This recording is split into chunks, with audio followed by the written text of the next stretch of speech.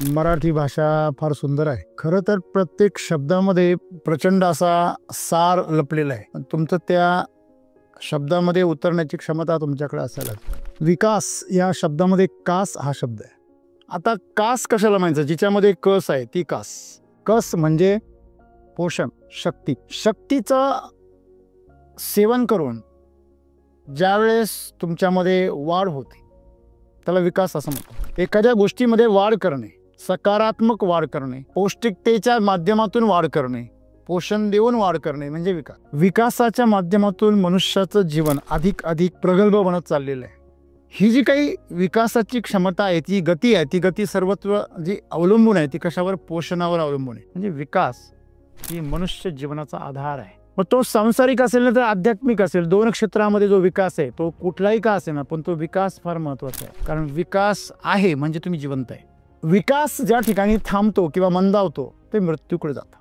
की तुम्ही ज्या अर्थी नवनवीन परिस्थितींना सामोरे जाताय, तसं याचा अर्थ असा आहे की तुम्ही जीवनातल्या नव्या संभावना काय करताय? मूर्त स्वरूप देताय. तुम्ही विकासाच्या मार्गावर चाललेले आहात. की मनुष्य हा सर्व प्राण्यांपेक्षा श्रेष्ठ आहे. मग त्याच्या जीवनामध्ये जर विकास नसेल, नवीन काही शक्यता नसेल, तर त्याचं जीवन असून नसल्यासारखं आहे. की मी माझ्या जीवनामध्ये विकास होतोय की नाही होतोय हे कधी कळेल? जेव्हा तुम्ही नवीन संभावना, नवीन शक्यता ह्यांच्यासाठी तुम्ही प्रयत्न करत नाही. भौतिक जगतामध्ये तुम्ही किती पण विकास केला ना तर तो विकास तुम्हाला परत तिथंच आणून ठेवतो. म्हणून आध्यात्मिक विकासाची गरज. विकासाचा अर्थ आहे तुमची क्षमता, तुमचा आनंद, तुमचं समाधान, तुमची तृप्ती ही वाढत गेली पाहिजे. तुमचं पूर्वी फक्त शरीरच सुखी राहायचं, आता तुमचं मन पण सुखात राहतं. आता तुमच्या भावना पण एकदम शांत आहे, तृप्त आहे. आता तुमची चेतना पण जागृत आहे. अशा स्तरावर तुमचा विकास झाला पाहिजे. तुम्ही जर शरीर आणि मनाच्या स्तरावर विकास करायला गेलात तर ते जन्माला येतं, मोठं होतं, प्रौढ होतं, संसार निर्माण करतं, म्हातारं होतं, परत मरतं, परत जन्माला येतं. माणसाने जे जे निर्माण केलं ते त्याच्यासारखंच नष्ट होतं, हे लक्षात ठेवा. म्हणून विकासाच्या बाबतीमध्ये ते जे बोलताय, शक्यतांच्या बाबतीमध्ये जे बोलताय ते म्हणजे प्रत्येकाचा जन्म हा स्वतःच्या आत्म्याला जागृत करण्यासाठी आहे. माणसाचा विकास म्हणजे माणसाने देवत्वाकडे प्रवास करणं आहे. प्रकृतीने आम्हाला मनुष्य म्हणून जन्म दिला, परंतु आम्ही मनुष्य होऊन आम्ही पुढे काय करायचं या विकासाची दिशा माणसाला ठरवायची आहे. आणि सद्गुरू त्याच्यामुळे सांगता, तुम्हाला जर विकास करायचा असेल तर तुम्ही सतत नवीन परिस्थितींचा सामना केला पाहिजे. तुमचा विकास म्हणजे जिवंतपणा आहे. तुम्ही मरण्या अगोदर मरू नका. जगणं म्हणजे विकास आहे, लक्षात ठेवा. तुम्ही काहीच कर, निष्क्रिय माणूस हा जिवंतपणे मेलेला असतो. आणि मला जमणार नाही, मला करायचं नाही आहे, मी आहे त्याच्यामध्ये समाधानी आहे, अशी जी वृत्ती आहे, या वृत्तीमध्ये तुमचं जीवन काय झालेलं आहे? निराशमय झालेलं आहे, नेगेटिव्ह झालेलं आहे. जाणीवेमध्ये जागृत राहून जर तुम्ही धाडस करायला शिकलात, ते धाडस तुम्हाला विकासाच्या नवीन मार्गाचं काय करतं? दर्शन करून देतं. आणि मग जीवनात तुम्हाला जो बोर्डम तयार होतो तो तोचपणा आल्यामुळे होतो. तुम्हाला सतत बदल पाहिजे, पण कुठे भौतिक जगतात पाहिजे. तुम्हाला बदल पाहिजे कुठं पाहिजे? मनोरंजनामध्ये पाहिजे. तुम्हाला बदल पाहिजे कशामध्ये पाहिजे? भोगामध्ये पाहिजे. तुम्हाला बदल पाहिजे तो कशामध्ये पाहिजे? तुमच्या मानसिक रंजनामध्ये पाहिजे.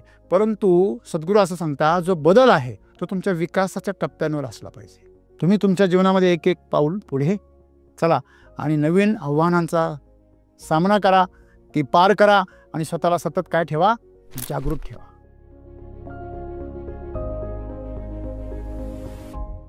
सद्गुरू आज आपल्याला असं सांगताय की तुम्ही जर सतत नवनवीन परिस्थितींना सामोरे जाताय तर याचा अर्थ तुम्ही एक विकासाचा आणि मोठ्या शक्यतेचं जीवन जगत आहात. परंतु आपण विकास कशाला म्हणायचं? विकास म्हणजे नेमका काय? कारण आतापर्यंत मनुष्याने ज्या ज्या गोष्टी केलेल्या आहेत त्यांनी सर्वस्वी विनाशच ठरलेला आहे. मग अगदी त्या मेडिसिन असो किंवा कोणतीही डेव्हलपमेंट असो, कोणत्याही क्षेत्रामध्ये केलेली प्रगती असो, या प्रत्येक गोष्टीमुळे पुढे जाऊन भविष्यामध्ये त्याला स्वतःलाच प्रॉब्लेम झालेला आहे. तर मग विकास म्हणजे नेमकं काय?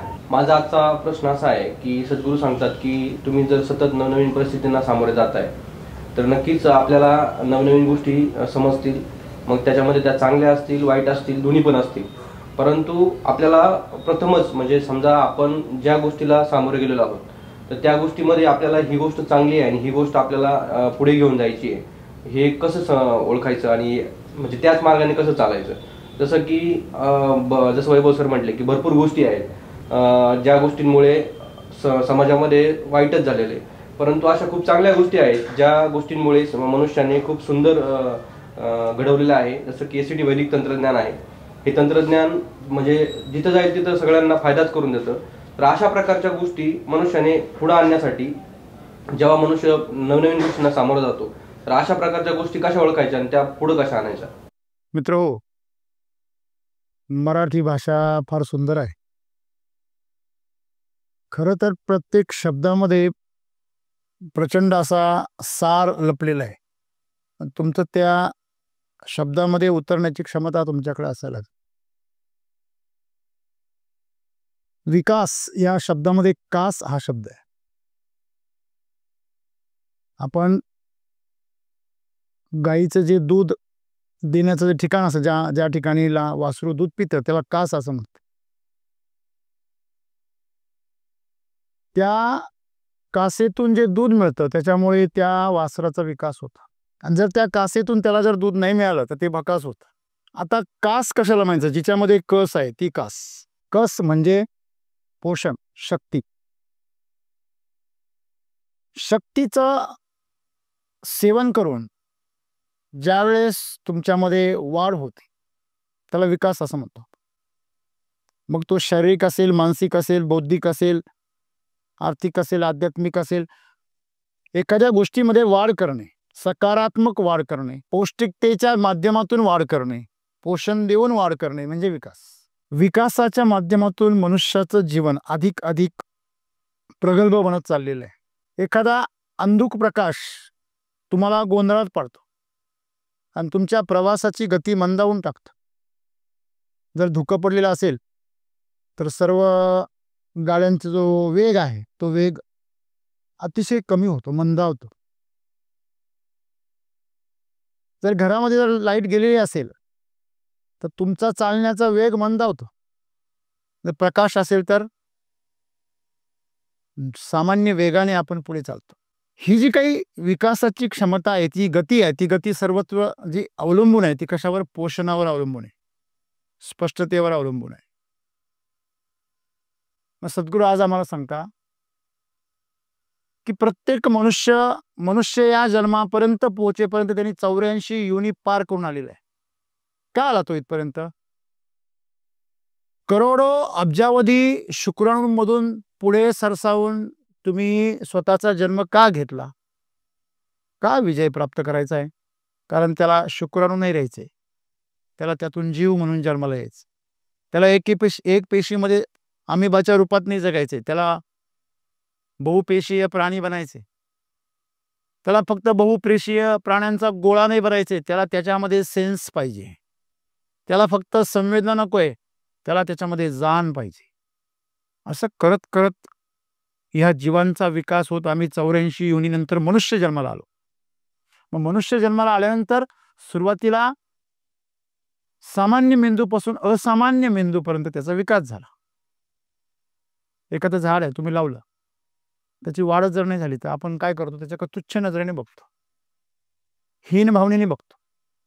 एखादा व्यक्ती आहे, त्याच्या जीवनामध्ये त्याचा जर विकास होत नसेल, त्याचा सांसारिक विकास, आर्थिक विकास, सामाजिक विकास, बौद्धिक विकास जर होत नसेल तर आम्ही त्याला मतिमंद समजतो. आणि मतिमंद असणं हे एक त्रुटी आहे. म्हणजे विकास ही मनुष्य जीवनाचा आधार आहे. मग तो सांसारिक असेल ना तर आध्यात्मिक असेल, दोन क्षेत्रामध्ये जो विकास आहे तो कुठलाही का असेल ना, पण तो विकास फार महत्वाचा आहे. कारण विकास आहे म्हणजे तुम्ही जिवंत आहे.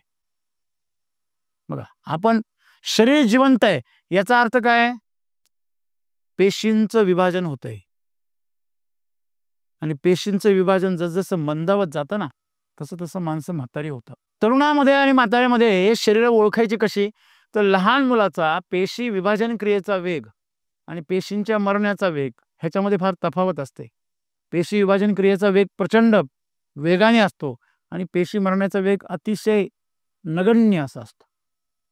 त्याच्यामुळे ते टवटवीत दिसतं. त्याच्यामध्ये जिवंत पेशींची संख्या खूप जादा असते. ताज्या तवाने तयार झालेल्या पेशींची संख्या खूप मोठी असते.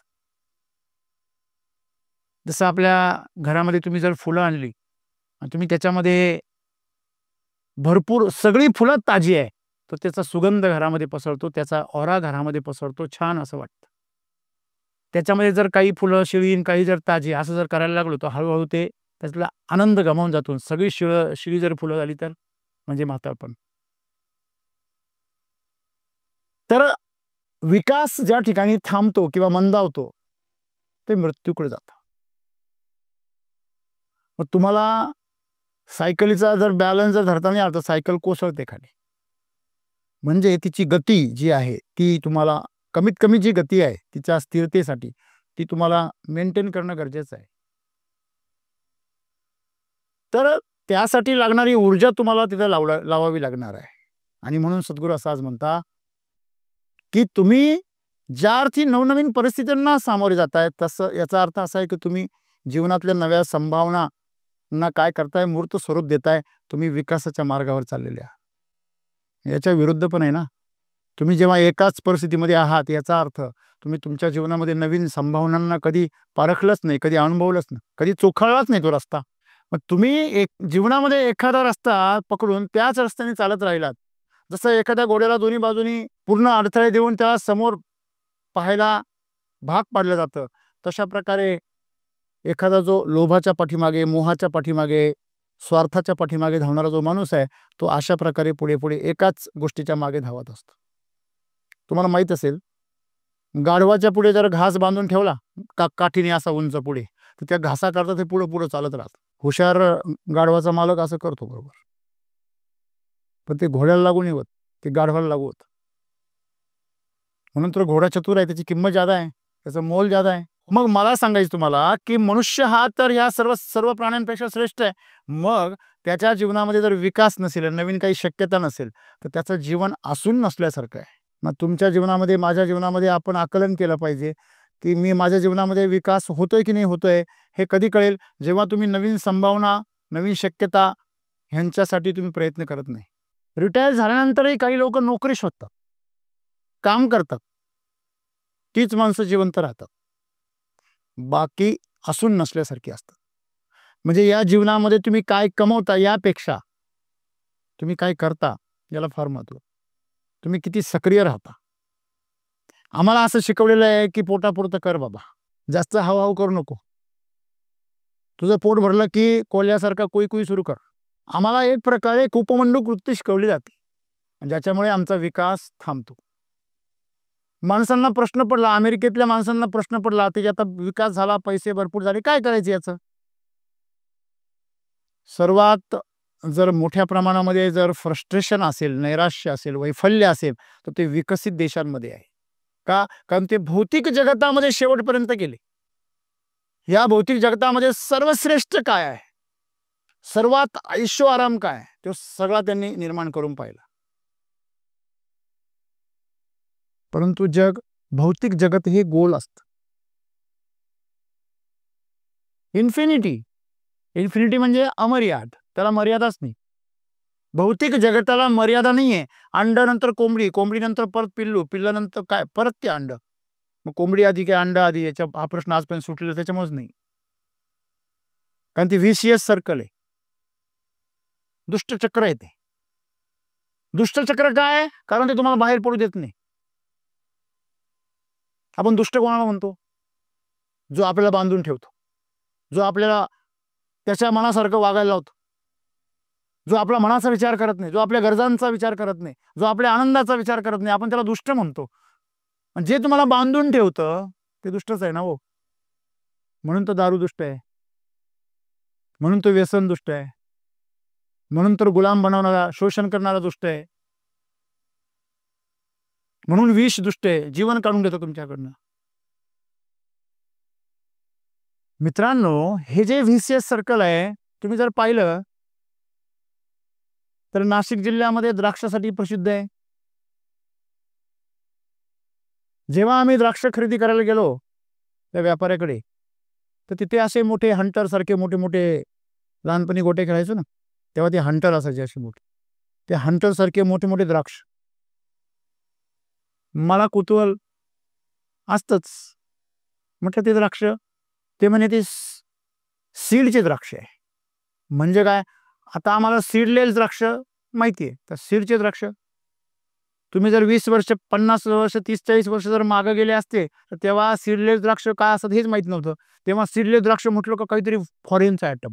हळूहळू करून शास्त्रज्ञांनी सगळे बी काढून टाकले, सगळ्या फळांमधले बी सीडलेस करून टाकले, आहे की नाही. मग शिळ्या त्यांच्या मागाची भीक, सीड द्यावं. हां, आता शिळ झाला का मग फीड द्यावं, त्याला खाऊ घालायला काय तेच देणार. आणि तुम्ही करून बसणार कधी येतंय. म्हणजे इंग्रज गेले पण दुसऱ्या प्रकारची इंग्रजी त्यांनी चालू केली. इंग्रजी सत्ता, गुलाम बनवण्याची वेगळी सत्ता, तंत्रज्ञानाची गुलामी. मग शेतकरी का हवाल दिले? कारण तो गुलाम.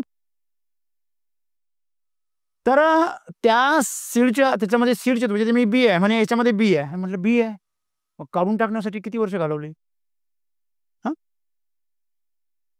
जेव्हा बीचे द्राक्ष मिळायचे तेव्हा याच्यातले सीड गायब करण्यासाठी लोकांना किती किड्याने तर द्राक्ष खाल्ले असते फक्त, याने आतले बीज खाऊन टाकले तंत्रज्ञानाचा वापर करून. मग आता हे सीडलेस द्राक्ष सगळीकडे आले आणि आता परत सीडचे द्राक्ष केवढ्याला? 450 रुपये किलो. म्हटलं काहीतरी गंमत आहे म्हणून एक द्राक्ष त्यांच्याकडून पावशेर द्राक्ष घेतली, म्हटलं खाऊन बघावे. तर पूर्ण PGR. म्हटलं आम्हाला नको बाबा, तेवढ्या पैशाचं दुसरं काही दे पण ते नको. मग त्याला विचारलं, तो म्हणे साहेब म्हणे नाशिक थॉम्सन द्राक्षांसाठी प्रसिद्ध होतं, लोकांनी थॉम्सन उपटून टाकले आणि बाहेरून दुसऱ्या व्हरायटी आणल्या आणि त्या लावल्या आणि बरबाद झाली. म्हणे थॉम्सनही गेले, हायवे गेलं, दैवय गेलं, हाती आता धुपटणं राहिलं. सगळ्या बागांवर आता कुणी कारले लावित होतं, कुणी भोपळे लावित होतं, कुणी दोडके लावित होतं, कुणी काकडी लावित. घर बांधलं पोऱ्यासाठी, तिथं आता कोण राहतं? मजूर गडी. पोऱ्या गेला फॉरेनला, आता फक्त गड्याचं नाव उतारावर टाकायचं राहिलं, म्हणजे नाव पोराचं आणि पोरग अमेरिकेत, आणि इथं सगळा अंत्यसंस्कार करायला गडी. अशी परिस्थिती आहे. म्हणजे हे जे द्राक्ष होते पहिले सीडचे द्राक्ष काढून टाकले, सीडलेस बनवले, आता परत सीडचे द्राक्ष पाहिजे. हे काय झालं? सर्कल. पूर्वी चुलीवरची भाकरी खात होते, गावाकडे चांगलं होतं, इकडे आले गॅसवरची भाकरी एकदम स्टँडर्ड, आता परत चुलीवरची भाकरी महागडी करून खायची. मडक्यामधली भांडी पूर्वी होती, आता मधल्या काळामध्ये स्टीलची आली, जर्मलची आली, आता सगळ्या करून झाली, आता परत मडक. पूर्वी घाण्याचं तेल असायचं, मधल्या काळामध्ये रिफाईंड तेल आलं, आता परत घाण्याचं. हे काय? Round round and stop. हे सर्कल आहे. आणि या सर्कलमध्ये भौतिक जगतामध्ये तुम्ही किती पण विकास केला ना, तर तो विकास तुम्हाला परत तिथेच आणून ठेवतो. म्हणून आध्यात्मिक विकासाची गरज. तुम्ही जसं म्हटलं की मनुष्य भौतिक विकास जो करतो त्याच्यामध्ये तो आत्मनाशच करतोय. आत्मनाश का करतोय? त्यांनी फक्त आत्मनाशच केला का? नाही, त्यांनी सुंदर सुंदर प्रतिकृती, सुंदर सुंदर कलाकृती, सुंदर सुंदर वास्तू, सुंदर अशी स्थापत्य कला, खूप साऱ्या गोष्टी त्यांनी निर्माणही केल्या. पण त्याचबरोबर त्यांनी भरपूर सारा कचरा पण निर्माण केला. आपण एक लक्षात ठेवलं पाहिजे की सांसारिक जीवनामध्ये, भौतिक जगामध्ये तुम्ही किती जरी विकास केला तरी पुन्हा परत तुम्ही फिरून तिथेच येणार आहे.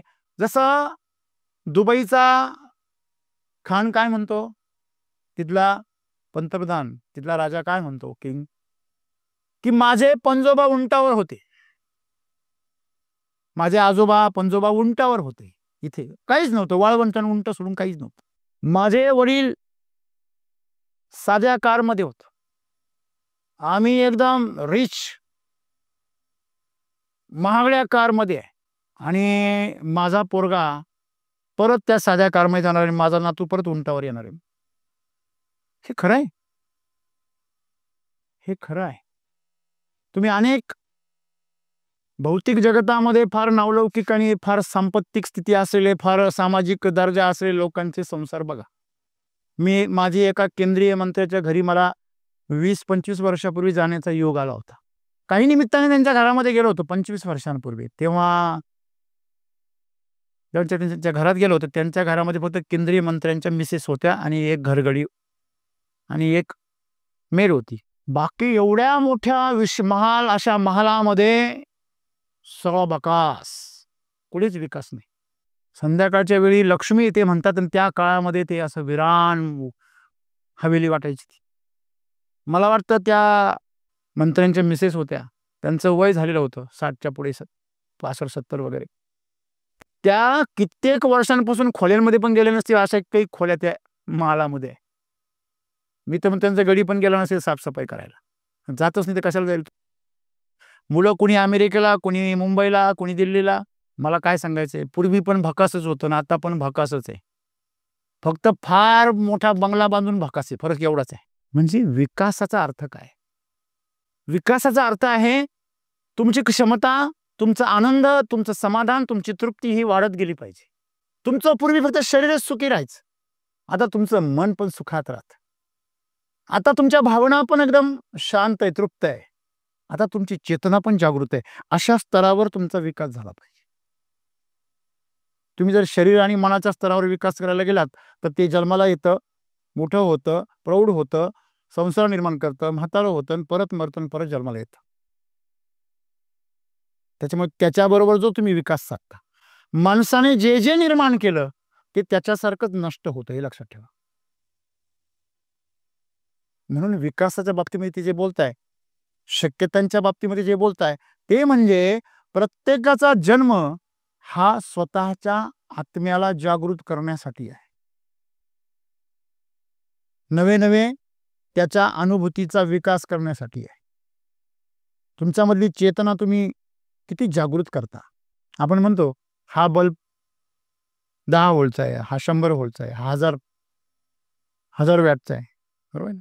जसं जसं वॅट वाढत जातं तसं तसं त्याचा प्रकाश. मग तुम्ही झिरोचा बल्ब होऊन जन्माला का आलेत आणि झिरोच म्हणणार का तुम्ही? हा प्रश्न आहे.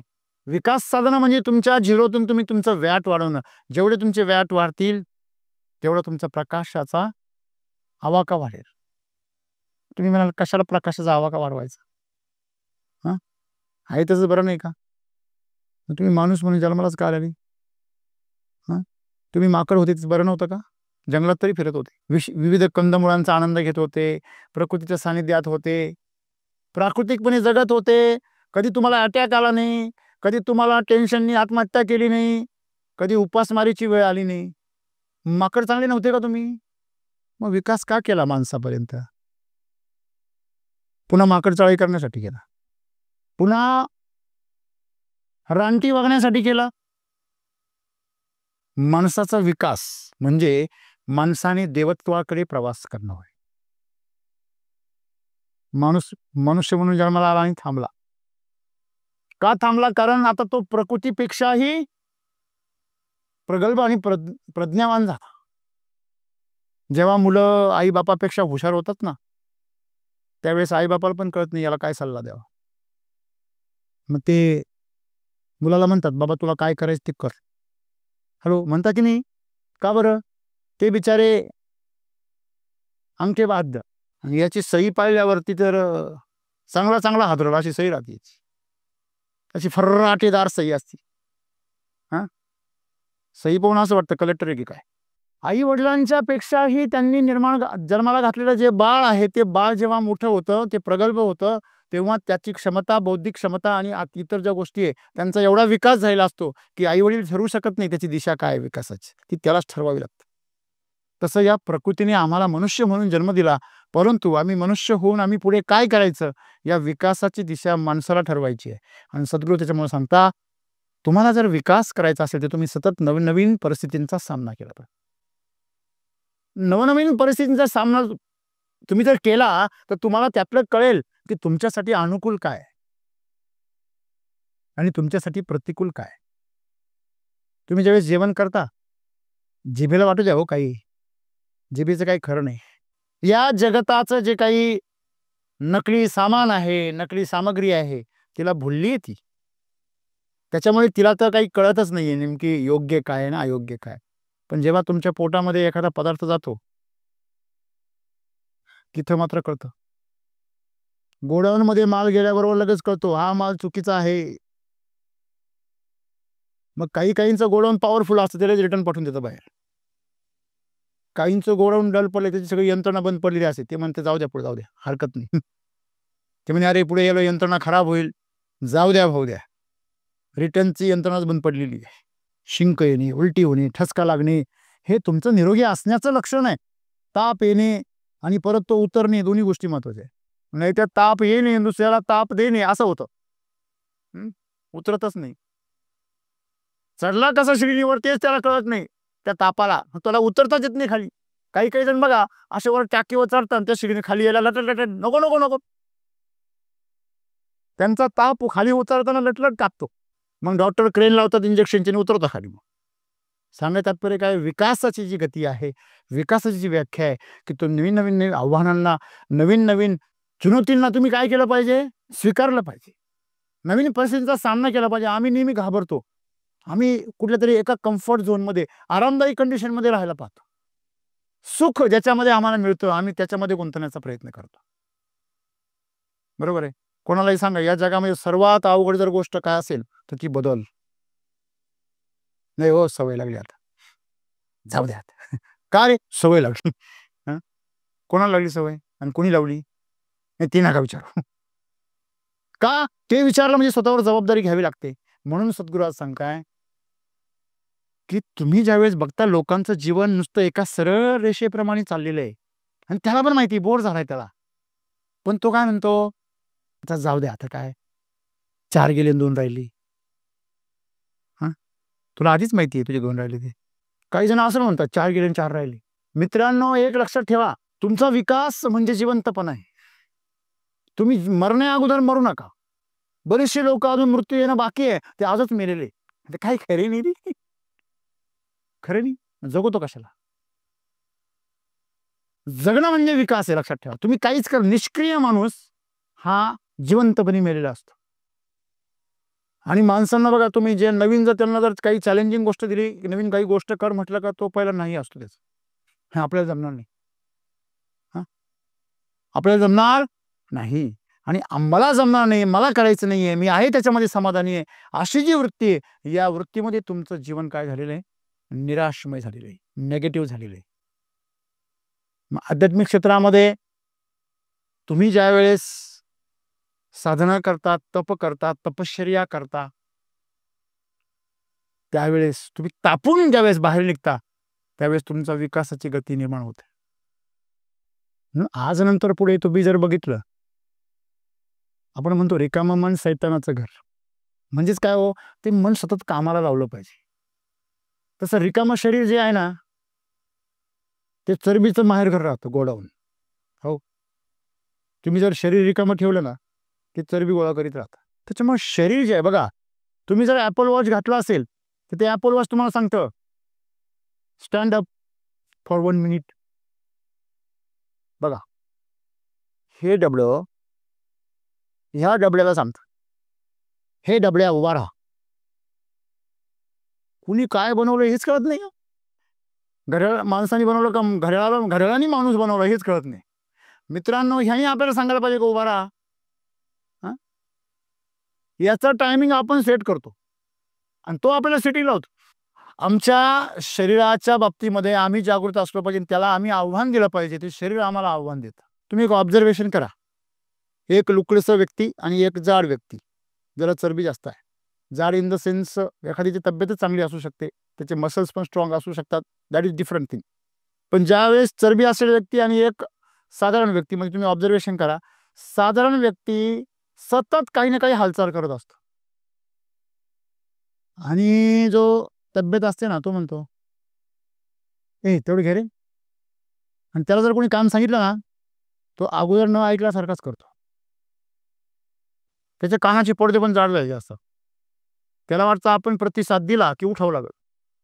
पहिल्यांदा ऐकलंच नाही तसं काय.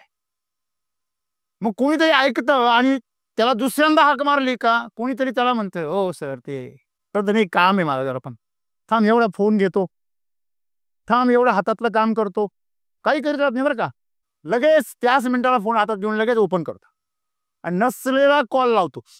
मित्रांनो, एवढं सगळं केल्यानंतर तो शेजारच्याला लाज वाटते, तोच बिचारा जातो. मग सांगायचं तात्पर्य काय, जेव्हा जेव्हा उठून काम करण्याची संधी आहे ना, तेव्हा तेव्हा शॉर्टकटच मारणार. तुम्ही बचत कशाची केली पाहिजे, चरबीची, ऊर्जेची, जी वापरल्याने वाढते आणि साचवल्याने ती मंद होते. तुम्हाला एक गंमत माहिती आहे का, दिवा असतो ना, दिवा, दिव्यामध्ये सर्वात मौल्यवान गोष्ट कोणती आहे, ज्योत आहे. ज्योत आहे म्हणून दिव्याला महत्व आहे. त्या ज्योतीला आधार देणारे कोण आहे? वात आहे. आणि त्या ज्योतीला पेटवून ठेवणारे इंधन काय आहे? तेल. तेलामुळेच ज्योत पेटलेली आहे. आता ज्योत पेटलेली आहे, तुम्ही तेल वाढवा. बघा बरं का, तेल कमी झालं, जेवढं तेल कमी होत जातं ना, तेवढी तुमची ज्योत काय होते? मोठी होते. माहिती का तुम्हाला हे? आणि जेवढं तेल तुम्ही वाढवाल तेवढी ज्योत काय होत जाते? छोटी छोटी होत जाते. जेवढं जास्त भराल तुम्ही तेवढी ज्योत छोटी असते, कमी जाळते इंधन. विचार करा, ज्याच्याकडे जेवढी जास्त ऊर्जा असते ना, ते तेवढं काय असतं? शांत असतं आणि ऍक्टिव्ह असतं. तुम्ही थोडी वात वरती करा, लगेच भडका, टेन्शन नाही, कारण भरपूर तेल आहे. बरोबर, त्याला माहिती आहे की माझी क्षमता भरपूर आहे, मी निवांत पेटलो तरी काही टेन्शन नाही. आणि ती वात मोठी का होते खाली गेल्यावर? कारण त्याला खेचायला लागते ना. जेवढं जास्त वेगाने त्याला तेल खेचायचंय तेवढी त्याला वरती जास्त मोठा अग्नी तयार करावा लागतो. बघा, जेवढं आपण झाड वरती न्यायचं तेवढं ते मुळ्या पसरलेल्या पाहिजे. तसंच आहे बघा निसर्गाची कला. बघा, तुम्ही कधी या गोष्टी का बारकाईने बघितल्या नसेल. म्हणजे त्याला केशाकर्षण तेवढं वाढवण्यासाठी तेवढ्या वेगाने तेल वर ओढावं लागतं, तरच ते गुरुत्वाकर्षण शक्तीच्या विरोधात वर येतं. म्हणून ते वेगाने वर ओढण्यासाठी ज्योत वेगाने पेट, तेवढी वाद बी जास्त जळते. म्हणजे आमच्या जीवनामध्ये आम्ही जर अशा प्रकारे जर विकास साधला आणि आमचं जीवन जर तृप्त केलं तर आमचं आयुष्य काय होणार? वाढणार. आणि जेवढं आम्ही कमी ऊर्जा संपादन करू तेवढं आम्ही लवकर जळून संपणार.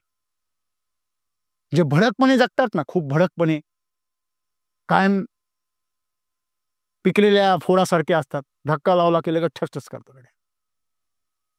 म्हणजे तुमचं शरीर जे आहे, हे शरीर तुम्हाला हलकं फुलकं वाटत असेल, सहज वाटत असेल, तुमचं जीवन एकदम सुंदर वाटत असेल, कधी लहान मुलासारखं उठलं आणि लगेच चाललं, मनातला बदल, विचारांतला बदल, ह्या सगळ्या गोष्टींना सहज ते तोंड देतं, अशा वेळेस तुम्ही तरुण आहात.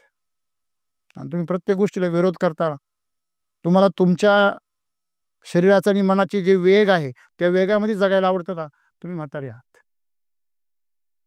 बघा, जग हे म्हाताऱ्या माणसाला समजून घेतं, त्याच्या अनुकूल बदल करून घेतं. तरुणांच्या बाबतीत नाही करत. असं करतं का? आणि असं करायला लागलं तो देश म्हातारा झाला समजायचं. लक्षात. म्हणून विकासाची जी प्रक्रिया आहे, नवीन नवीन शक्यता आहे तुमच्या जीवनामध्ये, त्या शक्यतांना तुम्ही त्याच वेळेस पुढे जाऊ शकता जेव्हा तुम्ही नवीन नवीन परिस्थितीला सामोरे जाल. म्हणून सद्गुरू असं म्हणता की आपण सर्वांनी नेहमी जिवंत राहायचं असेल, तरुण राहायचं असेल, तरुणच माणसं बेधडक कुठं पण धाडस करतात. म्हातारी धाडस करत नाही. आणि म्हातारीने जर धाडस केलं तर मग ते काय कोणाला परवडत नाही. बरोबर आहे. तर जोश आणि होश हे विकासासाठीचं सर्वात दोन काय त्याची चाक आहे. आणि म्हणून सर्वांनी तरुणपणामध्ये जर होश जागृत केला तर तुम्ही नवीन आव्हानाला तोंड देण्यासाठी सक्षम बनता. आणि म्हणून तुम्ही जोशमध्ये म्हणजे जाणीवेमध्ये जागृत राहून जर तुम्ही धाडस करायला शिकलात, ते धाडस तुम्हाला विकासाच्या नवीन मार्गाचं काय करतं? दर्शन करून देतं. आणि मग जीवनात तुम्हाला जो बोर्डम तयार होतो तो तोचपणा आल्यामुळे होतो. किती जरी प्रेम असेल तर ते जर सारखं माणूस बरोबर समोर असेल त्याचा पण कंटाळा येतो. किती पण अनुकूल जवळ आणि काळजी घेणारा माणूस असू द्या, त्रास देणारा माणसाची पण आठवण येते कधी कधी. अरे की नाही? जसं गोड खाऊन खाऊन कंटाळा येतो, मध्ये मिरचीची आठवण येते. हे निसर्गाचा नियम आहे. आणि म्हणून जो बदल आहे हा बदल तर अपेक्षित आहे सर्वांना. सर्वजण त्या बघा, तुम्हाला सतत बदल पाहिजे पण कुठे भौतिक जगतात पाहिजे. तुम्हाला बदल पाहिजे कुठं पाहिजे? मनोरंजनामध्ये पाहिजे. तुम्हाला बदल पाहिजे कशामध्ये पाहिजे? भोगामध्ये पाहिजे. तुम्हाला बदल पाहिजे तो कशामध्ये पाहिजे? तुमच्या मानसिक रंजनामध्ये पाहिजे. परंतु सद्गुरू असं सांगता जो बदल आहे तो तुमच्या विकासाच्या टप्प्यांवर असला पाहिजे. खरा बदल तो गरजेचा आहे. आणि तुम्ही जीवनामध्ये विकासाच्या टप्प्यांवर जर बदल जर स्वीकारला, नवनवीन परिस्थितींना सामोरे गेलात, आपल्याला काय होतं? समजा एखाद्या बिल्डिंगमध्ये गेलो आणि लिफ्ट जर बंद असली, बापरे, हा, उलट आपल्याला काय वाटलं पाहिजे? अरे वा, चला आता शिड्यांनी जायची संधी मिळणार, पायऱ्यांनी जायची संधी मिळणार. असं किती जणांना आनंद वाटतो? नाही. बॅटरी गुल झालेली असती. हा, म्हणजे जीवनामध्ये सर्वात दुःखाचं कारण काय? तुमच्याकडे ऊर्जाच नाहीये. शरीर आहे पण ऊर्जा नाहीये. हा, मग ती जी ऊर्जा आहे, ते तेल आहे आतमधलं, ते तेल भरणं गरजेचं आहे. मग ज्यावेळेस तुम्ही तेल भराल भरपूर, तेव्हा तुम्ही कुठल्याही आव्हानांना सामोरं जाण्याची काय ठेवाल, तयारी ठेवाल. कुठलेही बदल तुम्ही आनंदाने स्वीकाराल. उलट तुम्हाला बदलांची अपेक्षा राहील, की मला नवीन काहीतरी आव्हान मिळालं पाहिजे. बरोबर आहे ना? तरच तुम्ही काय बनाल, सक्षम बनाल. एखाद्या ड्रायव्हरने अवघड रस्त्याची अपेक्षा ठेवली पाहिजे, तर तो काय बनतो, एक उत्कृष्ट चालक बनतो. बरोबर आहे की नाही? मग असं आम्ही आमच्या जीवनाचं जर नवीन नवीन जीवनामध्ये अनुभव जर घेतले, तर तुम्हाला मरताना काहीच असं वाटणार नाही, अरे जगायचं राहून गेलं, हे करायचं राहून गेलं, ते करायचं राहून गेलं. जग काय म्हणतंय हा विषय सोडा. तुम्ही तुमच्या जीवनामध्ये एक एक पाऊल पुढे चला आणि नवीन आव्हानांचा सामना करा, ती पार करा आणि स्वतःला सतत काय ठेवा, जागृत ठेवा. स्वतःला जागृत ठेवणं हे जीवन आहे. आणि तुम्ही जेव्हा तोचतोचपणा आणता, तुम्ही आपोआप निष्क्रिय होता. ती एक प्रतिक्षिप्त क्रिया होऊन जाते जीवनामध्ये. आणि जेव्हा तुम्ही प्रतिक्षिप्त क्रियेमध्ये जगायला लागता ना, तेव्हा तुमचं जीवन संपलेलं असतं. आणि ज्यावेळेस तुम्ही दुसऱ्या कोणाला तरी जगताना पाहता, जीवनाचा आनंद घेताना पाहता, तेव्हा तुमच्यामध्ये ईर्ष्या तयार होते, तुमच्यामध्ये मत्सर तयार होतो.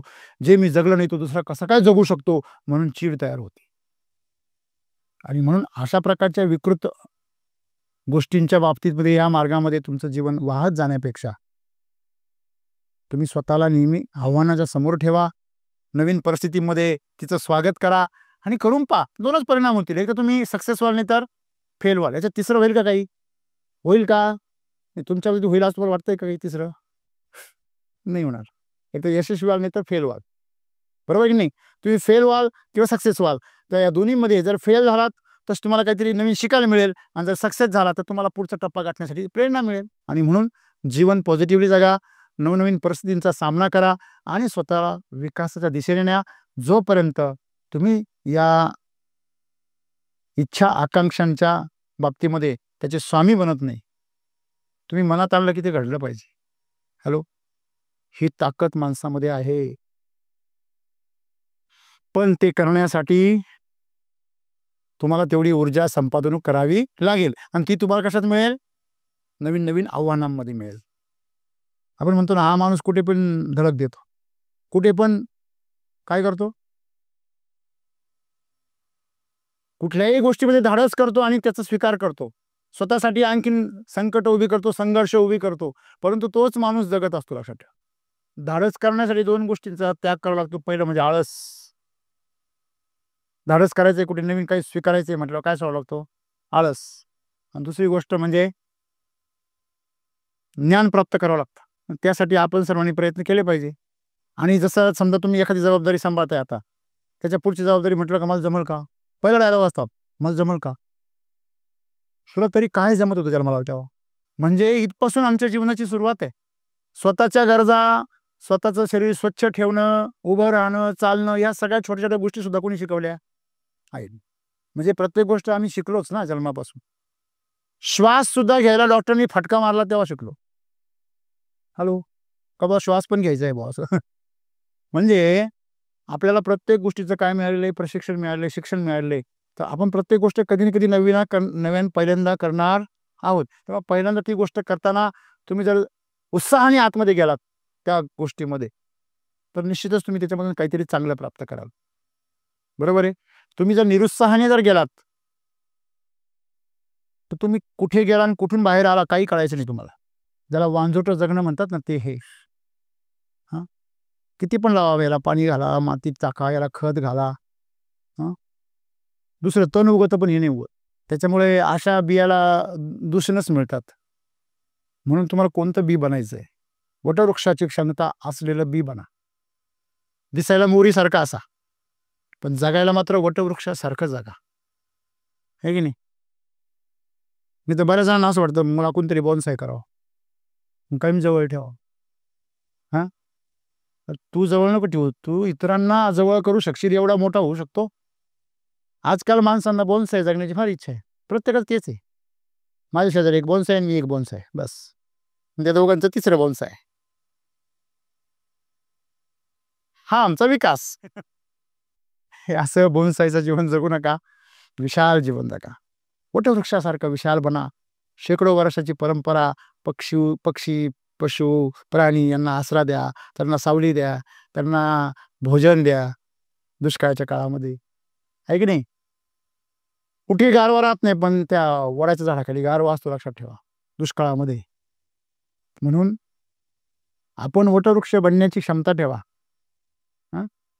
बोनसाईपासून ते फार आकर्षक असतं, मला माहिती आहे, खूप सुंदर असतं, पण ते बोन असतं, हा लक्षामध्ये. तेव्हा तुमची उंची वाढवा सगळ्यांनी. वेळेचे इतिहास लिहितात, शहाणी तो वाचत असतात आणि त्याच्यावर PhD करतात, बरोबर की नाही? मग तुम्हाला इतिहासकार व्हायचे की इतिहासामधला पात्र व्हायचंय, हे सर्वस्वी तुमच्या हातात आहे. धन्यवाद.